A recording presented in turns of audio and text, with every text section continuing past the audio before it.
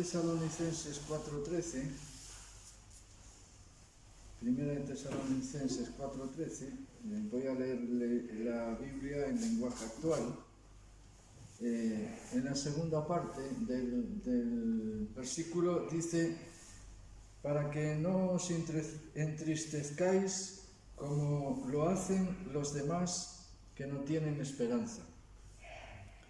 Dice otra vez, vuelvo a repetirlo: para que no os entristezcáis como lo hacen los demás que no tienen esperanza.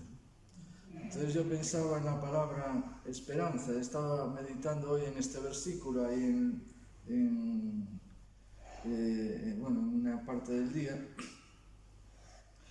y me llamaba la atención esto, ¿no? De que los que no creen en Dios no tienen esperanza, ¿no? Y nosotros sí la tenemos. Amén. Entonces, sea cual sea nuestro problema, a veces hay problemas que tardan tanto que parece que no se resuelven nunca, ¿no? Y sin embargo la Biblia, aunque está hablando acerca de los que duermen, es decir, a los que han muerto, ¿no?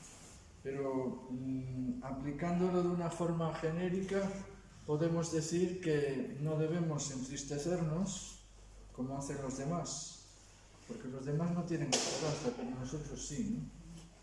Tenemos esperanza en que Dios hará en nuestra vida a su manera. A veces nos dice la Biblia que los caminos de Dios son inescrutables, es decir, a veces no podemos ni explicarlos, ¿eh? Dios tiene unos propósitos a veces tan raros que decimos nosotros, parece que Dios no está, ¿no? Pero Dios está, ¿no?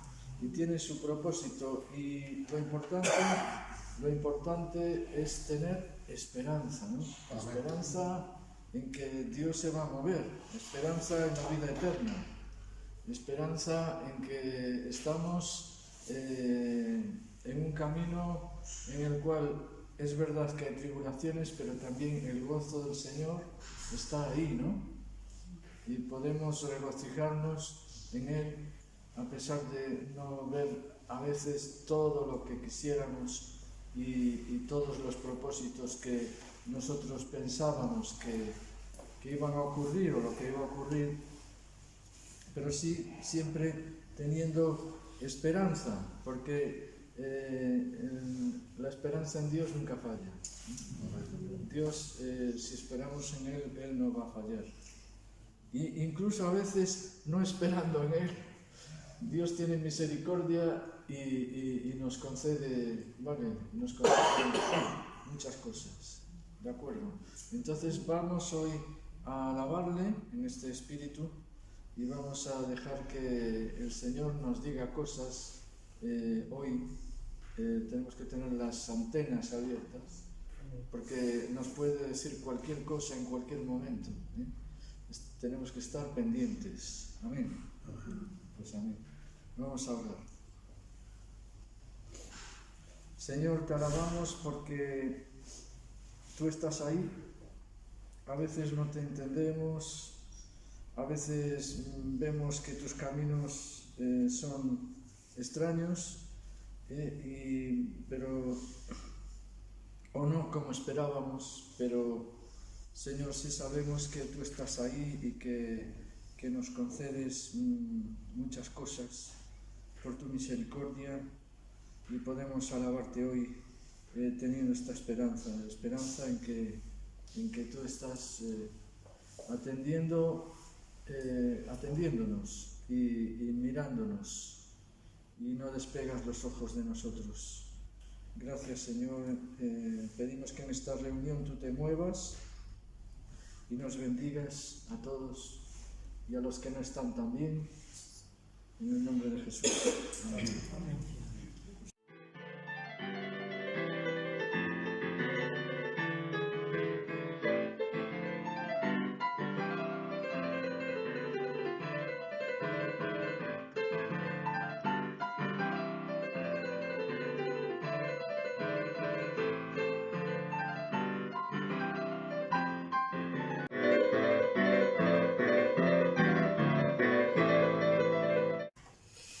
Muy bien, pues qué bendición podernos congregar el primer jueves laboral del año. Muchas reuniones, muchas iglesias ayer y hoy pues han comenzado después de este periodo festivo.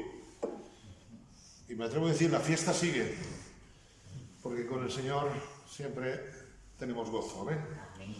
Y eso, nuestro gozo no depende de las fechas, sino que depende de nuestra vida con el Señor también, ¿no?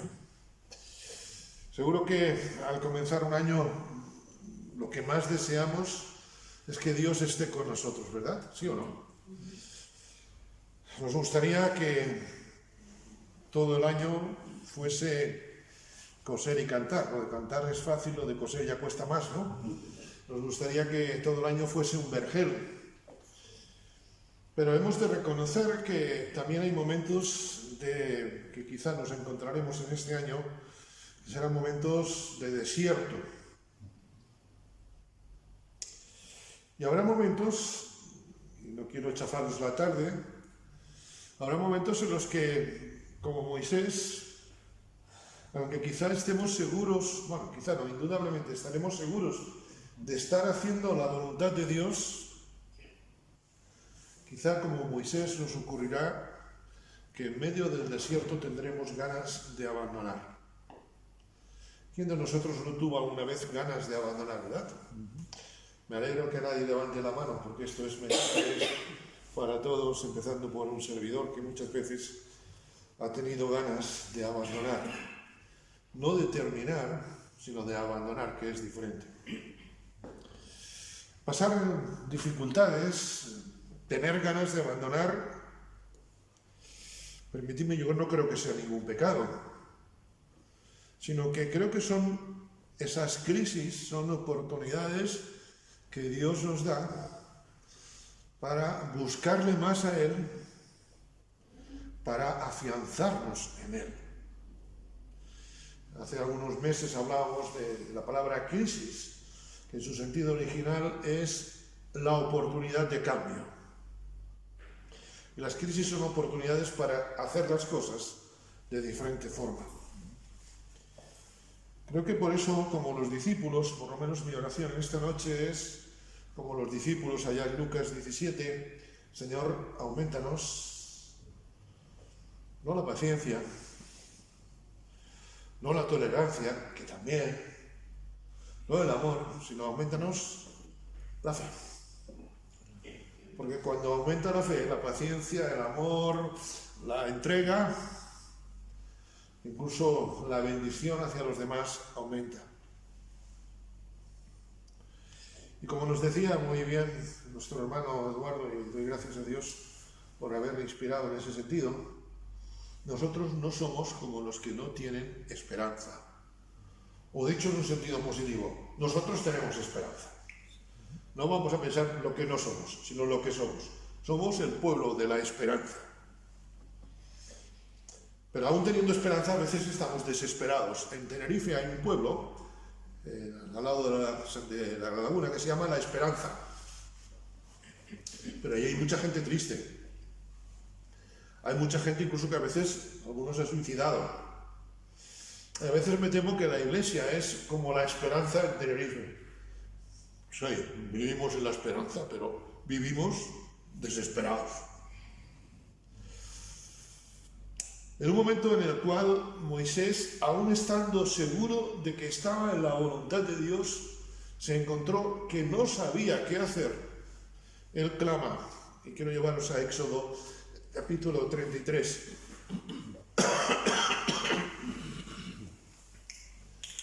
Él tiene una conversación con Dios. Para mí, en mi primera juventud, ahora estoy entre la primera y la segunda,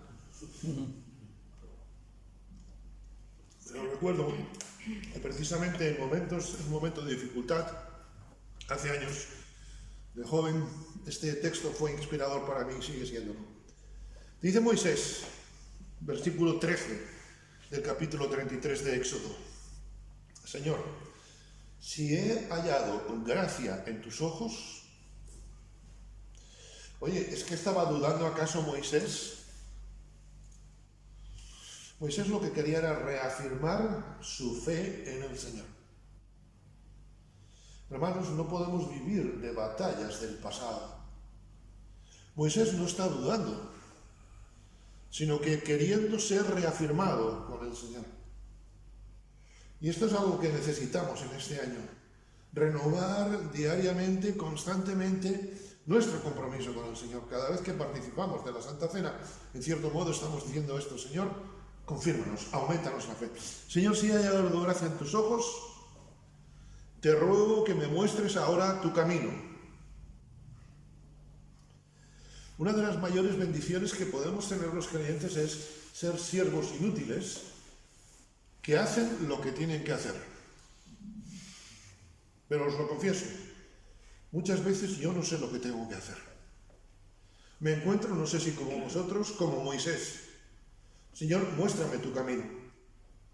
Quiero ser un siervo inútil que hace lo que tiene que hacer, pero Señor, confieso que en este momento no sé qué hacer.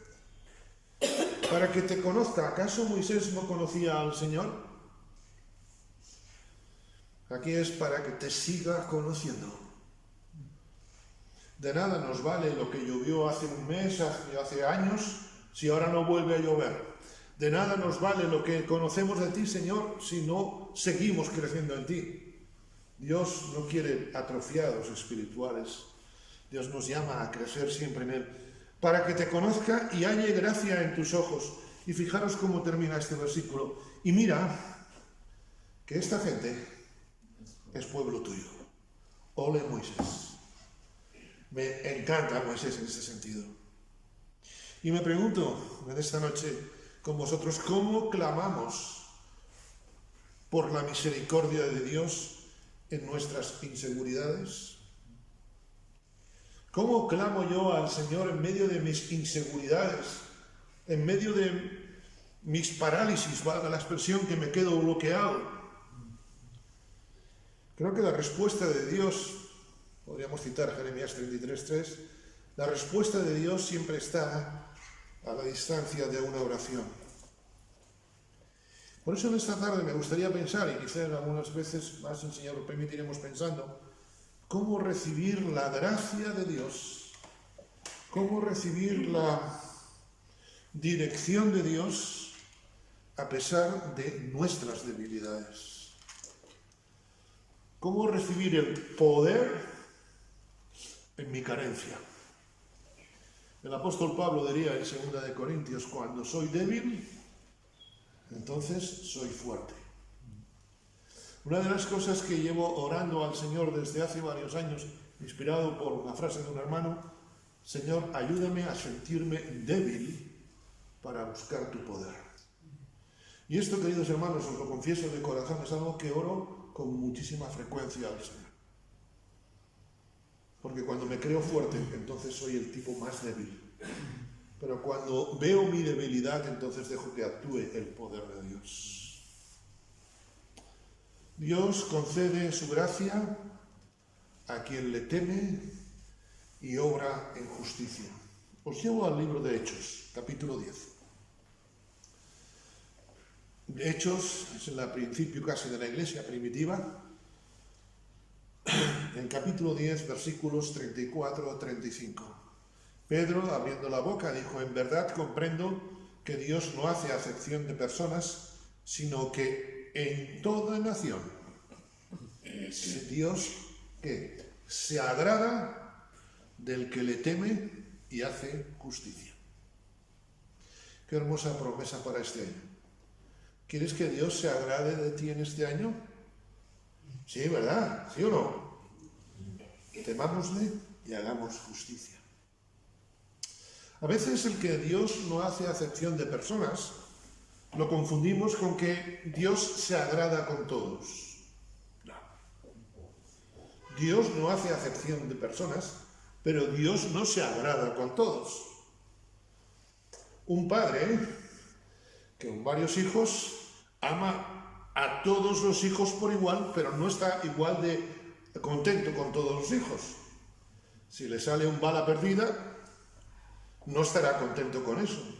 No está haciendo acepción de personas, pero no se está agradando de todos. Mirad, hermanos, mi principal deseo, nuestro principal deseo para este año, no debe ser que Dios nos bendiga, sino que nuestra vida glorifique a Dios respetándole y haciendo justicia bajo su mirada. Porque lo primero es egoísmo, lo segundo es exaltación de Dios. Y muchas veces cantamos y cantaremos que el Señor sea exaltado.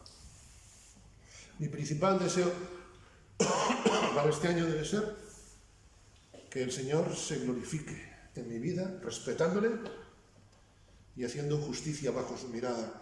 El temor de Dios, el respeto a Él, hace que los demás vean que amo a Dios, no con miedo, sino con gratitud. No con fanatismo, sino con delicia. El respeto a Dios hace que los demás vean que yo sigo a Dios por amor, no por miedo al infierno. A veces predicamos tanto el miedo al infierno que nos olvidamos de la excelencia del poder de Dios. El temor de Dios es el respeto a Él. El temor de Dios es que los demás vean que tengo una relación con el Señor, que tengo respeto, que adoro, que me desvivo por Dios. Moisés estaba pasándolo mal. ¿Sabes? El desierto nunca es fácil. Aún Marisa, que ha tenido la experiencia de estar durmiendo una noche en el desierto, no es algo agradable. Moisés obtuvo la gracia de Dios porque no dejó de temer al Señor a pesar del miedo a las dificultades. Y mira que aquel pueblo era, dice la Escritura, de dura cerviz. El pueblo aquel eran tercos como mulas.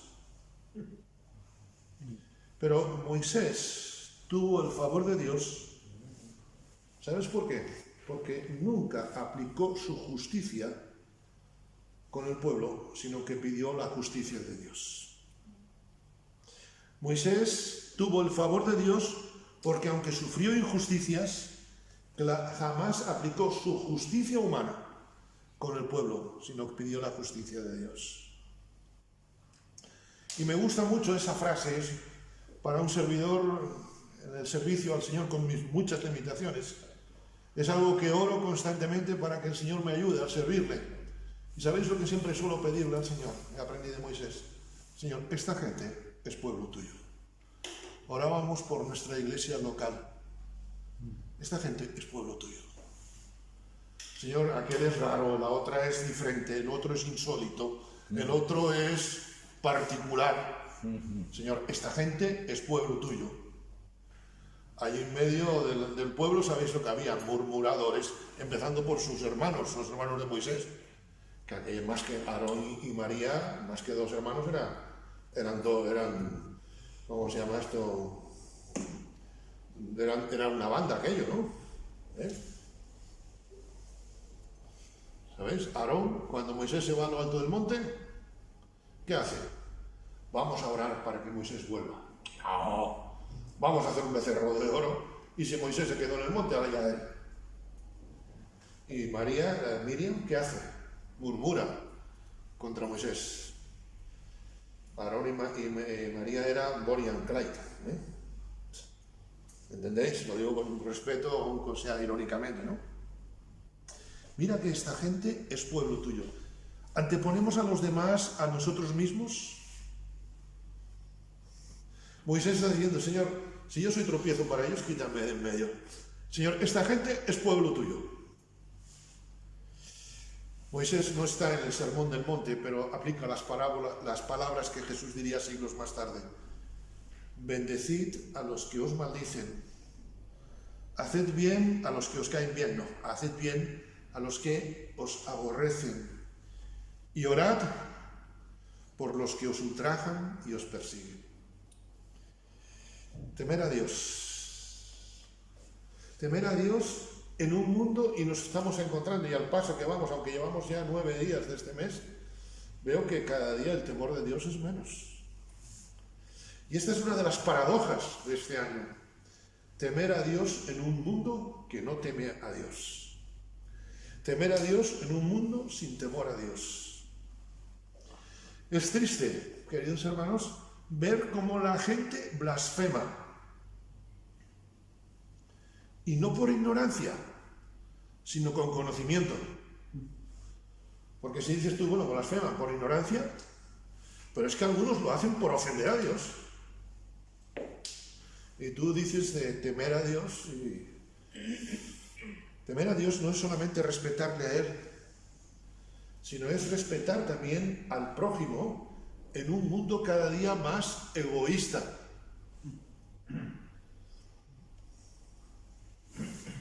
El otro día alguien dijo gracias en un sitio y la otra persona se dijo, ¿qué dice usted? En un mundo egoísta ya estamos perdidos. La forma, no hace mucho comentaba con Marisa, yo recuerdo hace no tantos años, cuando a veces coincidía en un restaurante de estos de menú de diario, de plato del día, sobre todo cuando estaba viajando con cuestión de comercio. Tú llegabas y aunque no conocieras a los comensales, decías buen provecho. Hoy ni buen provecho ni nada, todo el mundo te mira como si le debieras dinero. Se ha perdido el respeto. Yo tengo la costumbre en el garaje de casa saludar a todo el mundo y hay algunos que nunca me saludan. A veces digo, Señor, dame paciencia o dales un sonotone, no sé. Temer a Dios es no solamente respetarle a Él, sino respetar a mi prójimo en un mundo que no respeta a los demás.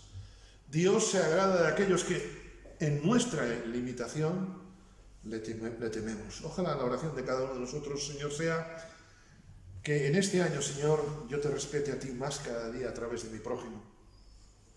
Que yo te respete a ti, Señor, a través de mis acciones, a través de mis pensamientos, a través de mis palabras. Salmo 139, pruébame y conoce mis pensamientos. Hacer justicia en un mundo injusto. Confesemos que pocas veces pedimos que Dios haga su justicia.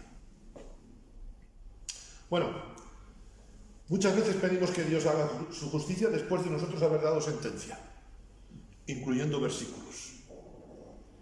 Y en vez de usar versículos, disparamos versículos. Cogemos la metralleta de los versículos. Señor, porque tu palabra dice esto, Señor, aplica tu justicia. Como si Dios no conociera su palabra.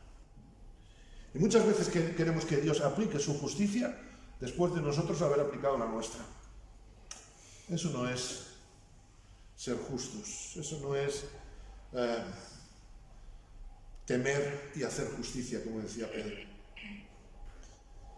Confieso, queridos hermanos, delante del Señor y con tristeza, que he perdido mucho gozo aplicando mi justicia a situaciones en las que Dios ni siquiera me ha pedido mi opinión.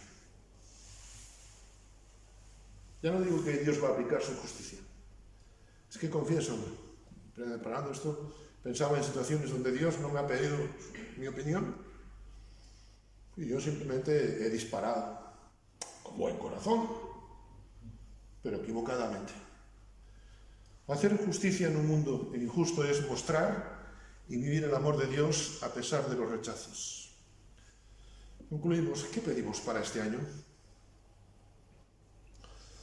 Pidamos antes que el yo contribuir para que nuestra Iglesia tema a Dios, para que nuestra Iglesia sea un punto de justicia. En un barrio, en una ciudad, en un mundo injusto, que nuestra Iglesia sea un sitio de justicia.